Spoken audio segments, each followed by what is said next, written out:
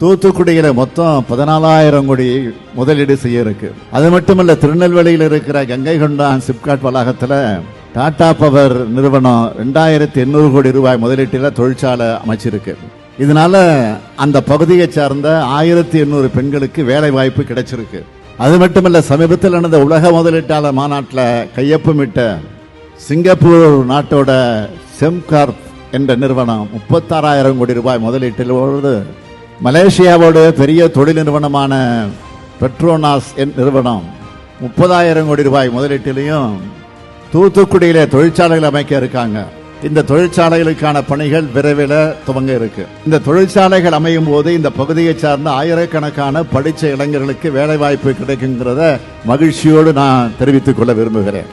சில புள்ளி விவரங்களை உங்ககிட்ட சொல்ல விரும்புகிறேன். தூத்துக்குடி மற்றும் திருநெல்வேலி மாவட்டங்களில் பெருவெள்ளத்தால் உயிரிழந்த 58 நபர்களுக்கு 5 லட்சம் ரூபாய் வீதம் வழங்கப்பட்டிருக்கு.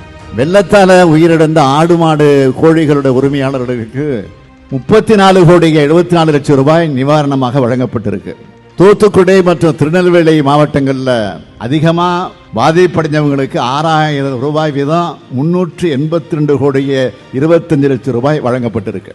அதே போல மிதமா பாதிக்கப்பட்டவங்களுக்கு 1,000 ரூபாய் வீதம் 35 கோடி 92 லட்சம் ரூபாய் வழங்கப்பட்டிருக்கு. 2 மாவட்டங்கள்லையும் பாதிப்படைஞ்ச வீடுகளுக்கு 10,000 ரூபாய் வீதம் மொத்தம் 9 கோடி 35 லட்சம் ரூபாய் வழங்கப்பட்டிருக்கு.